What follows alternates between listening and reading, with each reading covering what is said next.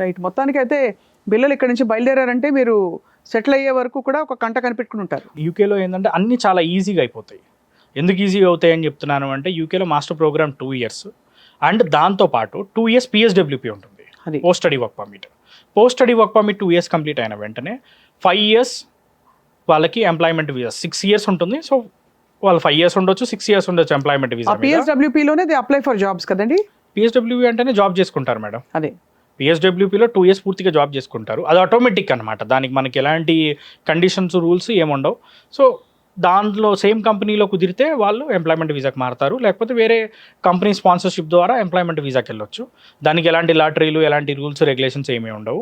So దాంట్లో employment వీసాలో ఒక 5 ఏళ్ళు వర్క్ చేసుకున్న తర్వాత వాళ్ళకి PR వస్తుంది.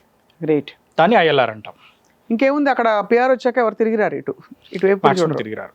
మొత్తానికి ఇప్పుడు రీసెంట్గా బాగా పాపులర్ అయిన యూనివర్సిటీస్ కూడా చెప్పండి.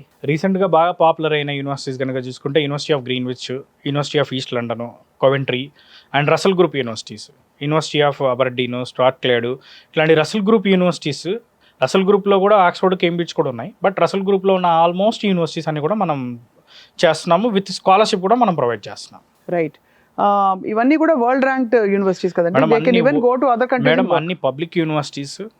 వరల్డ్ ర్యాంక్లో కూడా చూసుకున్న 1000 లోపే ఉన్న యూనివర్సిటీస్, 500 లోపు ఉన్న యూనివర్సిటీస్.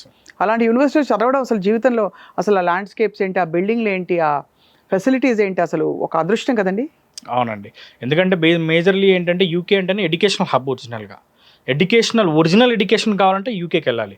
ఈ రోజుకు చూసుకున్నా కానీ మన ఇండియాలో ఉన్న పెద్ద ఎవరైతే సెలబ్రిటీస్ కానివ్వండి, పెద్ద పొలిటీషియన్స్ కానివ్వండి, వాళ్ళ పిల్లలందరూ కూడా యూకేలో చదువుతూ ఉంటారు. ఎందుకంటే ఇంటెలెక్చువల్ ఆరా ఒకటి ఉంది. ఇంటెలెక్చువల్ ఆరా అండ్ ఎడ్యుకేషన్కి బెస్ట్ కంట్రీ యూకే. ఎందుకంటే ఇన్ఫ్రాస్ట్రక్చర్ ఆ లెవెల్లో ఉంటుంది. Top level infrastructure, top level faculty, universities కూడా వెల్ ఎస్టాబ్లిష్డ్ యూనివర్సిటీస్, ర్యాంకింగ్లో కూడా టాప్ ర్యాంక్డ్ యూనివర్సిటీస్.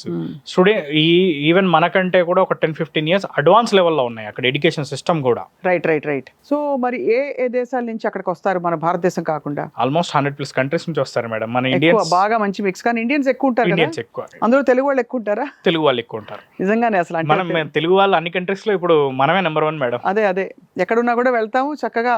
మన పద్ధతి మన రెస్టారెంట్లో మనం వెతుకుంటాం, లేదా మనమే పెట్టేస్తాం కూడా రెస్టారెంట్లో. అక్కడ ఆల్మోస్ట్ అన్ని యూనివర్సిటీస్కి నియర్ బై చాలా రెస్టారెంట్స్ ఉన్నాయి. ఫుడ్కి అసలు ప్రాబ్లమే లేదు, అకామిడేషన్కి ప్రాబ్లం లేదు, సేఫ్టీకి ప్రాబ్లం లేదు, అన్ని విధాలుగా అన్నీ అవైలబుల్ ఉన్నాయి. అండ్ మోర్ ఎవర్ యూకేకి ఉన్న మేజర్ అడ్వాంటేజ్ ఏంటంటే 100% వీసా.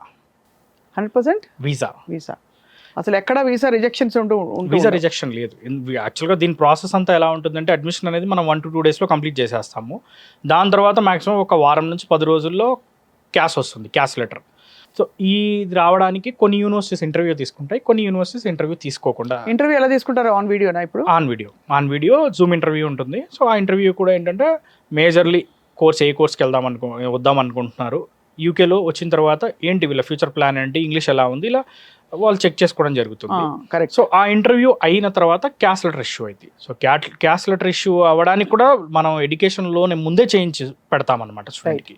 సో మనం చేసేది ఏంటంటే అప్లికేషన్ పెట్టిన రోజే ఎడ్యుకేషన్ లోన్ కూడా కంప్లీట్ చేస్తాం. అంటే మీకు అంత నమ్మకం కూడా ఉంది వచ్చేస్తుందని? 100% వస్తుంది మేడం. ఎడ్యుకేషన్ లోన్ చేయించామనుకోండి ఇబ్బంది లేదు, క్యాష్కి మనం అటాచ్ చేసుకోవచ్చు. వీసాకి ఎలాంటి ఇంటర్వ్యూ ఉండదు, ఎలాంటి ఇంటర్వ్యూ లేకుండా వీసా వస్తుంది. సో వీసాకి మనం ఎడ్యుకేషన్ లోన్ డాక్యుమెంట్ అటాచ్ చేస్తాం. సో ఫైనాన్షియల్గా కూడా వాళ్ళకి ఏం బర్డెన్ అవ్వదు. They don't even need to attend an interview at all. Visa interview లేదండి.